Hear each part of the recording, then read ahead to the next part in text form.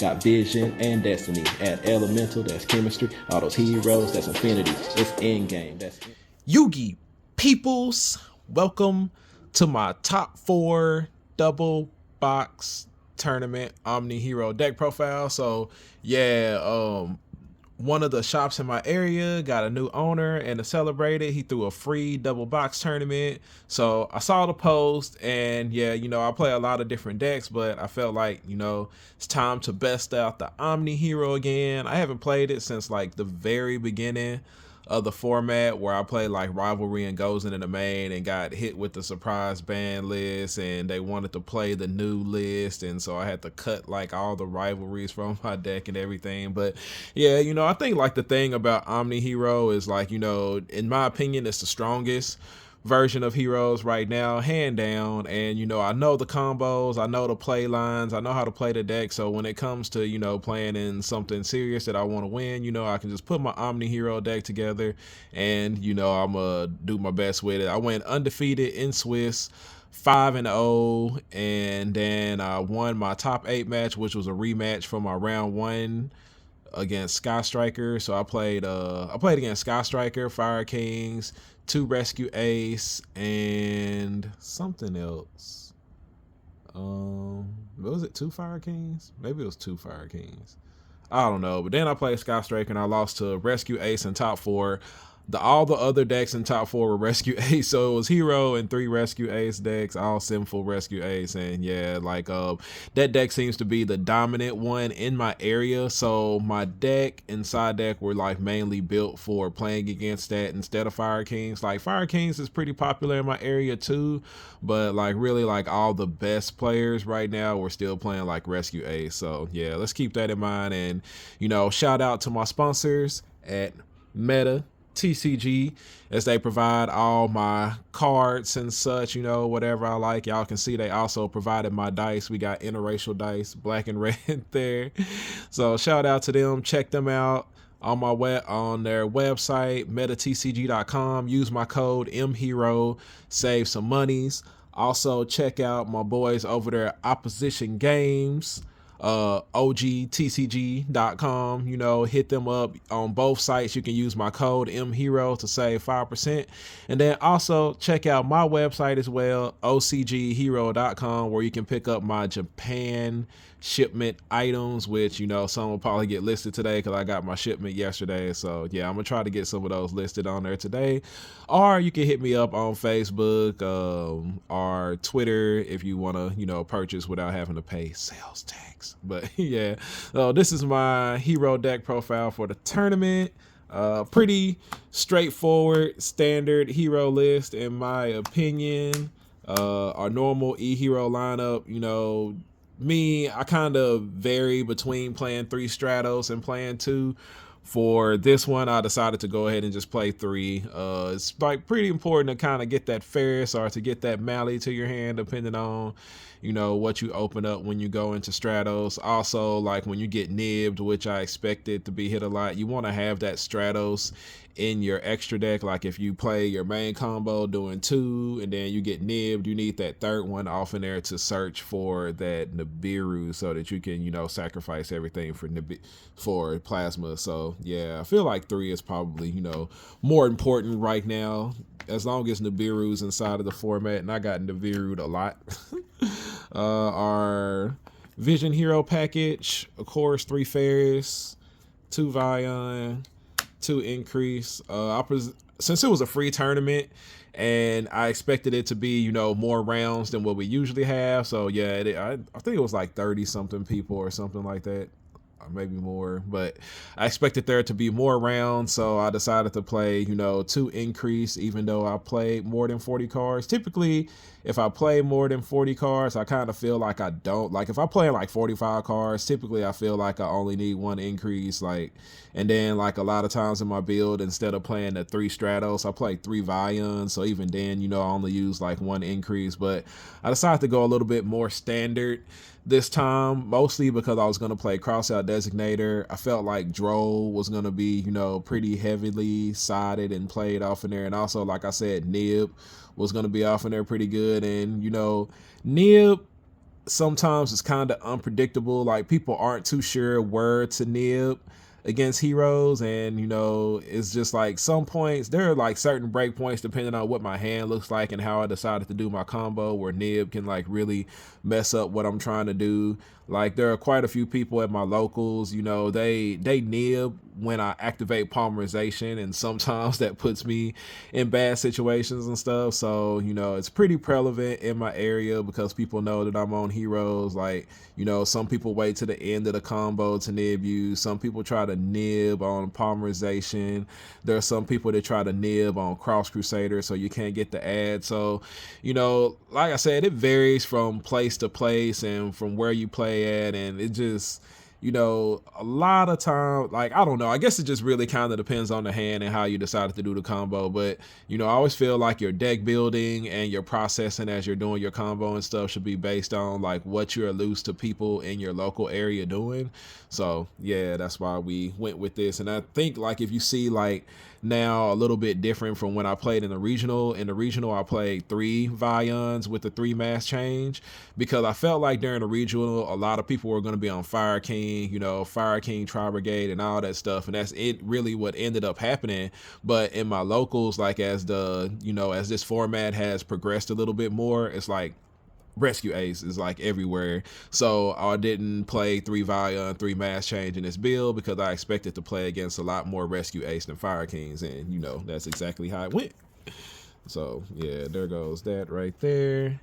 Then of course my Destiny Hero lineup, 2 Mally Boy, Plasma, and Denier. This card right here, truly MVP. He went in all day, even against Rescue Ace, man. He was just amazing because like if you break their board and you get this Plasma out there, you know, it just really shuts decks down. And you know, Fusion Destiny being like that 1 card combo that it is really good. Like, you know, they try to keep you from getting things like mass change to like start bouncing Stratos. It's to turn into Blast to start bouncing back their back row. Then you got Ferris and the increase and all that stuff. And then in the end, you just hit them with the Fusion D, bring out that DPE, start popping, going off, and destroying stuff, and then summon all that stuff back and tribute it for Plasma, and you good off in there. So yeah, it's pretty strong. Plasma definitely was MVP for this tournament. He put in a lot of work. So yeah, but other than that, you know, pretty standard D Hero lineup. And I can see still no Dark Angel for me. I just don't think he's as good as he used to be with, you know, well, or at least in my area, because there are so many nibs.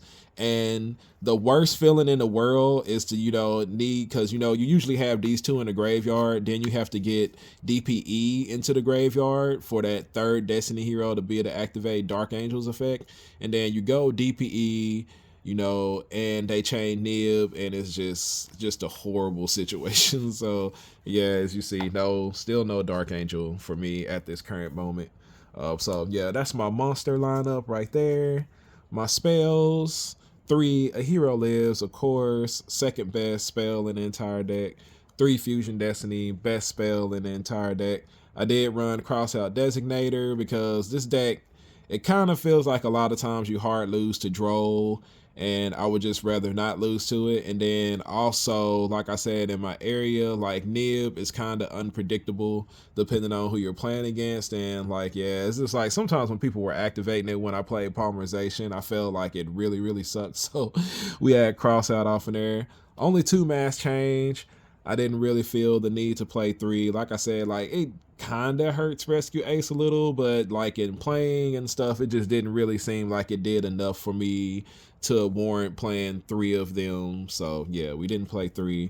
Then my 1-ofs, you got your Rhoda, Poly, Miracle, Call By, and then the 1 trap card, Favorite Contact. So yeah, I don't think I would change this up too much. You know, it would be nice to be able to fit all 3 of these bad boys off in there. Actually, you know, in this tournament, I ended up losing in top 4, game 3 to Rescue Ace, Sinful Rescue Ace. It didn't even draw a strong hand, but it's been a while since I just like purely bricked with this deck. And yeah, that game I actually like purely bricked. My my hand was just completely unplayable against the deck. Like I think my hand was something like, I'm gonna say it was Cross Out, Miracle, and then Double Mally. Where's the other one? It was like something like this with like Double Mally and what else did I have? It wasn't. Did I have this one too? No, I don't think I had that. But it was something like this and then Droll and one more card. But yeah, but it's been a while since I actually like bricked with this deck, and yeah, that it happened at the game 3. You know, it is what it is though. Unfortunately we played like quite a few of them inside the hero build. Then for my going second cards, third best spell in the deck, 3 drip card was amazing all day, works really good with heroes. And then 2 of, you know, most of the more important hand traps that people play, which would be, you know, Ash, Droll, Nib. I feel like these are the most common ones that people play. And then of course the 1 Nib, I didn't want to play multiple copies of it. It's like if I drew it and couldn't cross it out, it's fine. You know, I'll just have to deal with that when the time comes. But like not too many decks play into it too hard. So, and like Rescue Ace, they do their set 4 on 4, so you know I just didn't really feel the need to be doing it. And then 1 Effect Veiler, because some people do play the Effect Veiler, so a total of 3, 4, 5, 6, 7, 8, 9, 10, 11 going second card. So I want to say the deck was like 40, maybe 43, 42 cards, something like that. But yeah, I usually tend to stay around 42, 43 unless I'm playing like, you know, 45. But yeah, so no regrets here on any of this. Droplet was amazing. This was like not as good as I thought it was going to be. And that's mostly because, like, you know, I played against a lot of Rescue Ace, but at the same time, like, there were people main decking it, and I needed to be able to cross it out. And so if I drew one, I wanted to have a second one inside of the deck to be able to cross out. So, yeah, that's the main deck right there. Then we got our extra deck. Nothing too surprising here, you know, just the normal Infernal Rage, Sunrise, then Ab, Shining Neos, Wingman, Wake Up, you know, pretty typical stuff there. Nothing too special, just the same ones we always pretty much run that you need for your combos. Then DPE, Dangerous. I know a lot of people don't like Dangerous. You know, sometimes it could be another Enforcer, or it could be what's his name, Dystopia. But you know, I like Dangerous.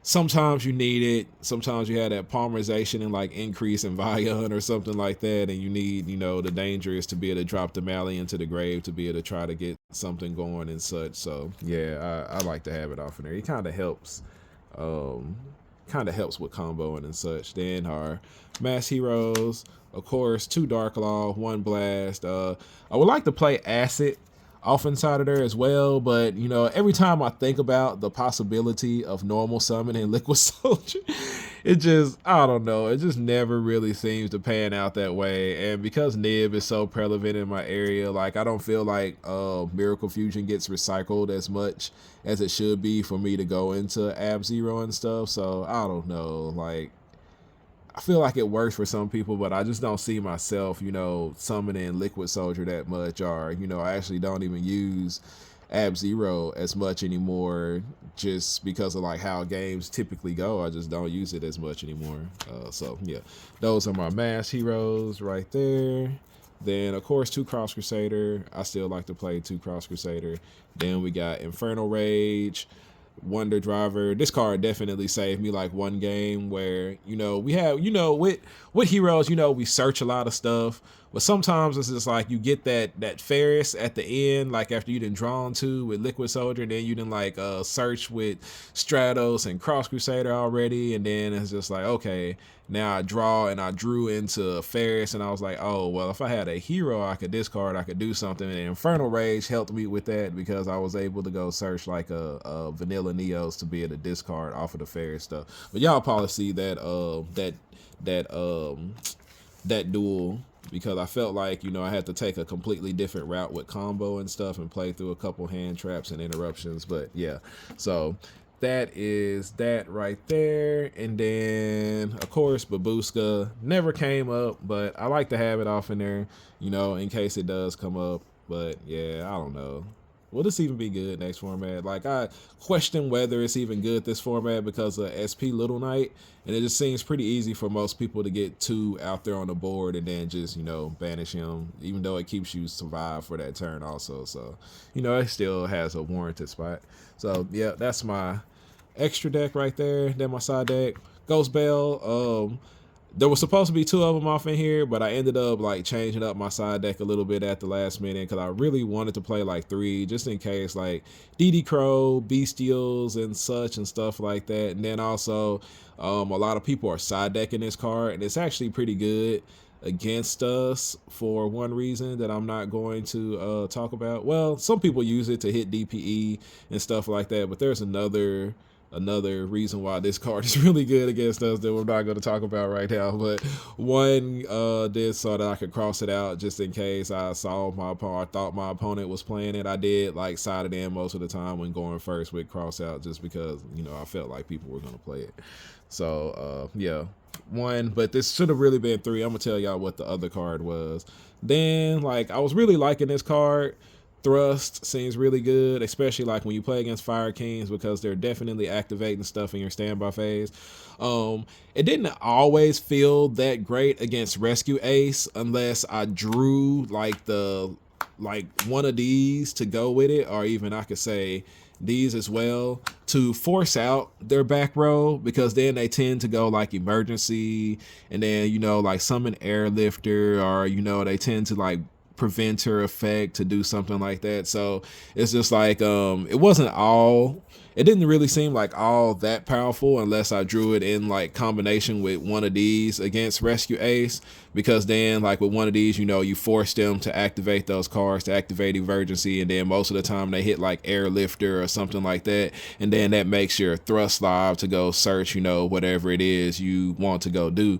Now like one mistake, and like as y'all can see, like I was really hard against Rescue Ace because that's the predominant deck in my area. And what was I supposed to say about this? Yeah, I wanted to make sure that I had the back row removal. 2 of these actually were gonna be the other Ghost Bells, but I kind of just like decided against it. Like, but you know, this is searchable with the Triple Challenge Thrust. But when I thought about it more, I was just like, no, I really need to draw these cards against Rescue Ace in order to force them into a monster activation. Because if they can, you know, pretty much stop most of your plays and stuff using their black rows with Contain and Extinguish and all that stuff, and you know, you might not be lucky enough to be able to force them to actually use like a monster effect. So I wanted to use these to force out the monster effect so that I could make my Thrust live. So that was pretty much, you know, the reasoning behind all the back row hate removal things. Then these 2 combinations of cards was really bad. Like I wanted to have this for, you know, decks like Vanadium, because, and I did end up, oh, that was the other deck I played against. I played against Vanadium.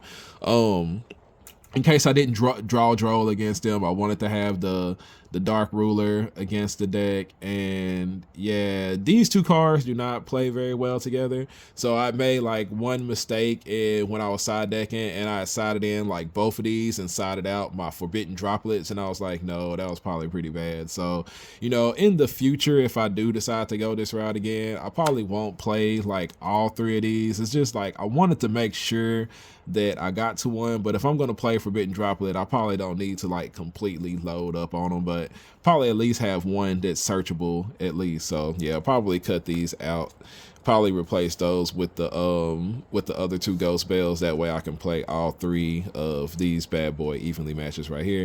Then D-Barrier, because, you know, like I said, like when everybody in your area knows that you play heroes, I get D-Barried quite a bit, so I had to D-Barry off, and I actually did get D-Barried during the tournament too. I think it was against I want to say it was against was it against Fire Kings?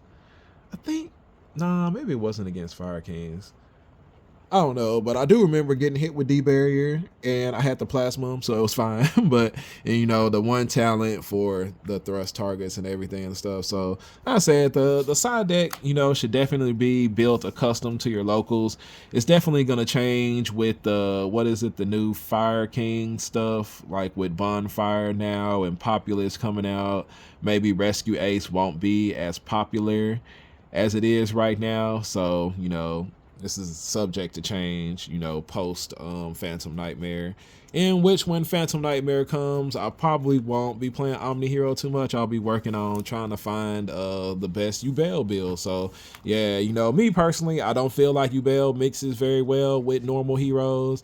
I know you could do something, you know, with evil heroes and such, but, you know, my experience from playing evil heroes didn't go over too well. It just felt like Malicious Bane Turbo for the most part, because all the other ones are pretty bad, except for like the little things you can do with what's his name, Malicious Edge and Sinister Necrom is kind of nice. So yeah, but that is my deck profile. You know, y'all check it out. Let me know what y'all think, if y'all play something similar, which I'm pretty sure, you know, a lot of the Omni Hero decks are pretty similar. It's just like different tech cards, different going second cards, varying side decks, just depending on what you play against in your local. So always keep that in mind when deck building. You should definitely build and combo according to what you typically play inside your area. So, yep.